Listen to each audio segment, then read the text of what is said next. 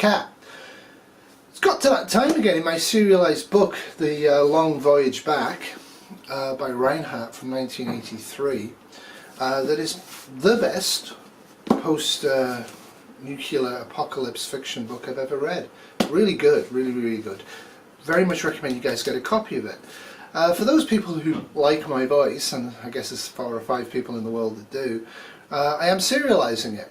And currently I've just finished recording episode 24, and episode 24 is a bit of another pause. This book is good in that it doesn't just go bang, bang, whoa, bang, bang. It actually is very realistic, with some areas that I have some disagreements with, but it is very realistic, and the ending is very much worth reading. So this is where we are for those few people, the merry, merry band of few. This is how far we are in the book. So it's time to discuss what we've read. So, so far, I'm on page 172. So I'm going to discuss this, and there's going to be spoilers, obviously. The main themes in this part of the book, I guess you would call it the second quarter of the book, is helping others and also adjusting to. And I think that's a key thing. And obviously Prepping's discussed that ad nauseum online about helping others, but I think it's very realistic. I think Frank's desperate attempt to try and find his wife and his daughter, even though he doesn't really like them, is what would happen. People would do everything they could to get home, even if home looked perilous. And the resulting feelings of loss of loved ones and loss of home, and the guilt of not being able to get to the people to help them. You would always forever wonder how they suffered.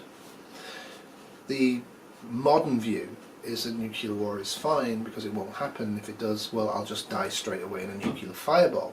Whereas us preppers are aware of the fact that the majority of people probably will die, but they won't die in an instant. They'll die over a few hours to a few days to a few weeks to a few months in extreme agony, because analgesics, strong narcotics, will be very much used up in modern healthcare very early on, with the burn victims and everything else we have. So though I think the escalation to violence in the book is a little fast, I see why they did it. I'm not altogether sure a day after or 2 days after a sudden unexpected nuclear war, Americans would be on boats sailing around acting as pirates. Maybe they would. I think if they come across situations where they can loot, they would. I think it's handled very well in terms of female violence. The whole aspect of the fact that it won't just go boom from 0 to full-blown psychosis is done very well. And I also think women's agency in trying to defend themselves is also well portrayed in the book. And the futility of it against armed men is also very well portrayed. But what about you? If you were in this situation, what would happen? I mean, I think it's very realistic from the point of view that they're unprepared for this. The boat is broken. They don't have food and water on the board the boat for more than a day or two. And that, I think, would probably end their struggle. I think their struggle would have ended in the Cheapspake area on land. But in the book, of course, the book has to have characters and it has to go forward. So what about buying stuff? Now in 1983, the world is very different from 2018. In 1983, it was probably possible a day after or 2 days after nuclear war to find a small store somewhere in a small town, mostly unaffected, and find some stuff that they would sell you at probably a hugely inflated price for cash. In the modern world, I'm not altogether sure that's even possible. To be a prepper and have a plan to buy stuff in the event of an SHTF is reasonable. I have plans for that. I have cash on hand, I have lists on hand to go out and buy stuff, but I think if the bombs are dropped on a massive scale, the EMP, which exists in this book, the EMP definitively would have taken out all ATMs and banking. And I think that's the key thing here. That yes, you might have cash, and people might take cash. They might take silver coins and gold coins. They might. But if you open a door to a store that has food, in the situation depicted in the book, in the modern world, you would have absolute pandemonium and chaos. people can't conduct themselves rationally on a sale. Black Friday being an example of that. If this is the only time they can buy stuff because a nuclear war has happened, I don't expect stores will open. I do expect what stores are there to be heavily defended by local police and in fact local hunters in small town areas. I really would expect that. People know the local store owners and they would go there and offer their help and their guns. I'm fairly sure you're not going to be able to buy your way out of not being prepared in a sudden global nuclear war. The book captures the scale quite well. It doesn't dwell on it, but it does capture the scale. Cuba, London, Moscow, Leningrad, numerous Russian cities they can't speak the name of, Washington, Baltimore, you name it, New York. Multiple cities have been blasted, destroyed. Communications, radio is there, but it's very, very localized and very, very infrequent. And I think that's pretty much true. For those people who are into comms and communication, I think CB and ham radio, if you've managed to protect it from the EMP, would be the only communications available. And I think people would be desperate for communications. That's the part of the book I'm not really that happy about. I think when you encounter others in SHTF like this, the first thing you're going to say is, where did you come from? What was it like? What have you seen since? Humans have a desperate need for communication and knowledge. And as I've said before in other videos, wasting time on that in early SHTF is a mistake. Get on with your preps, get on with what you're doing. So in the book it says that South America and Africa and countries have basically declared neutrality almost immediately and ordered American ships away from its ports and treating Americans as foreign nationals, as enemies of the state, because they don't want Russia to hit them. And they would do the opposite, of course. They would also do the same to Russia. One of the things the book doesn't answer is, what about the large Russian population of America? This is significantly bigger now, and we have learned from the past that in times of war, governments do tend to follow the populist lead and would treat them pretty badly. So being abroad would be dangerous, I think, in this type of a scenario. And the concept of the book is that home is no longer livable and they're going to flee abroad to make new lives. How realistic would that be? Now, I like Konrad Macklin as a character in the book, because he, to me, is the quintessential character that you normally see in prepper fiction in these types of scenarios. Big, strong, masculine, he's an ex-Marine, he's a pilot, he's a paramedic, and he is firm in purpose and is focused very much on survival and never panics. And yet he is very much the antagonist on the Vagabond, the boat. And I think that's interesting. Would you have kept Macklin around? I think they did, and I think they should have done. But at the same time, is Macklin savable? Is Macklin ever going to be a part of their group that they can actually function with? Now, I did think the radiation scenarios are actually pretty good in the book, and it's something I don't personally have, but I've been considering getting it for about 1.5 years, and it's a full set of sailing waterproofs, like the yellow ones that are double layered. They are wind and waterproof. You will get very cold wearing them, so you do need a lot of insulation underneath. But I thought the idea of wearing that sort of rubber boots, the full waterproof gear to actually wash off the radiation from the surface of the boat was actually a very, very smart idea. The things I would do differently is that I would have a designated area to take those clothes on and off on the boat. I wouldn't be just basically taking them off and walking downstairs. I'd be doing some decontamination before entering the interior of the boat.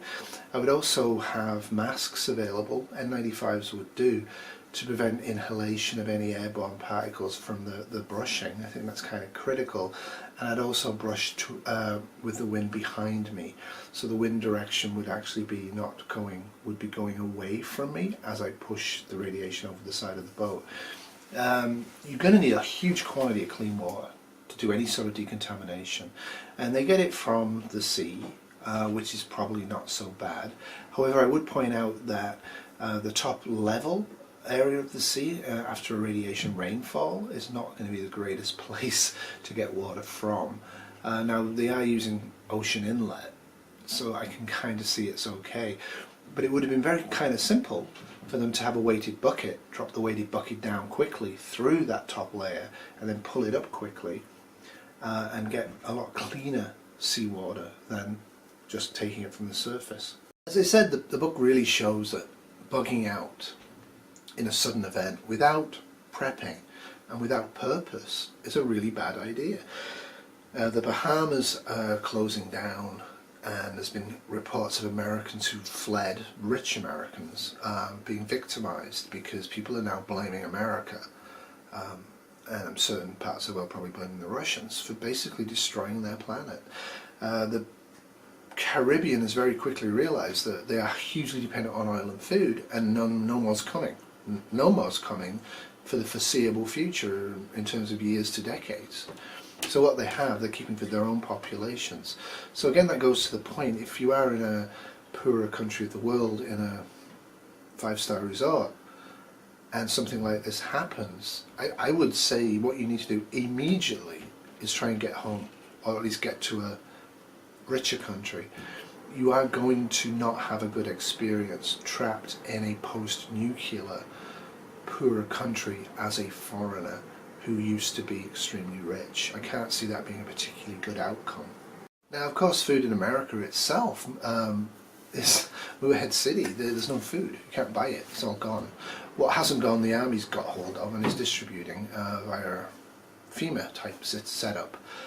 Now, I'm not sure they would be distributing food. In an event like this, of this complexity, the Army's sole thing is going to be feeding the Army. I'm not really sure the Army after a day or two is going to think, oh yeah, let's keep feeding the civilian population. I'm not sure they will.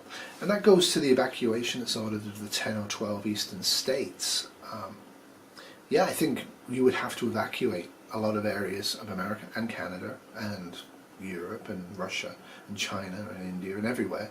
I think you'd have to evacuate. I think you'd have to move away from the major explosions and move away really quickly. A couple of days later is too late. So I think you really need to get away from those areas very quickly. What I'm not convinced is that the government, any government, would actually organise the mass movement of so many people. In an event like this, those people are written off. They're no longer in the equation of government. Government will contract its focus to the survivable areas, the areas that have food, don't have much radiation, and have infrastructure in terms of roads working, and have army units and navy units and Coast Guard units. That's done very well here. The role of the Coast Guard as a military force to control the population would be very strong. And that talks to being a prepper and having a plan. The Vagabond doesn't have a plan.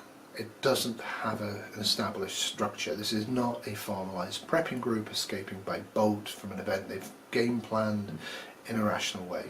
This is just a bunch of people having to try and make the best of what suddenly happened. And I think that shows a lot of the indecision, a lot of the bad decisions that are made early on are literally caused by the fact they don't take the time to sit down and talk it through. So I think that's a key thing here. If you have an established prepping group, you've already done this, you should have an idea of what's going on and communication should be fine. And in the initial phase, like, you know what to do. We need to do this, we need to do that. No problem. But if you find yourself with people who have not prepped, if you find yourself with family or friends or on a boat, people who haven't prepped, and you have prepped, for goodness sake, take the time to sit down and reorientate people to the new reality. That was not done on Vagabond, and I think they suffered for that. Anyway, it's not my most popular series I've ever done, but I'm really enjoying the book. Reading it out loud slowly, again after reading it quickly in about a day, really helps me understand what the book's coming from, where it's going to. And it is an anti-war book. The premise of the book is that this is really bad, we should never do this, and the reality in 1983 would have been worse. That's the premise of the book. And I don't think you'll be disappointed at the ending. I think you will be really surprised. It's not a magical unicorn ending where they find a carrier and get saved, or the aliens come and make everything look wonderful, or they sail into a beautiful place that's undisturbed with lots of supplies. It's a realistic ending, and it's done in a very, very different way from how most prepping books end. I'm going to wrap this up. I do hope you listen to my series. If you don't listen to my series, that's fine. But do get hold of that book. For those people out there who've read 1 Second After and really liked it, I thought it was okay. I have some major issues with it. I'm going to do a deconstruction video on 1 Second After at some point when I decide to reread it, because there is definite failures in that book. There's definite things in 1 Second After that parallel The Long Voyage Back. You know, the initial characters are not preppers. They are not prepped for this. But they have magical unicorns all the way through 1 Second After. Magical unicorns that save their bacon. And that's not going to happen to you. And it won't happen to me. I think the other key question in the second quarter of the book is military service. If your country is attacked by vast quantities of nuclear weaponry from a foreign country, should you fight? Should you retaliate as a country? Those questions are ethical questions, and I'm not going to get into them. I will say that the book will get into them, and the book will answer them, and they will answer them in ways that are not exactly flattering for the United States of America, but are pretty realistic. For myself, I would not re-enlist, I would not fight.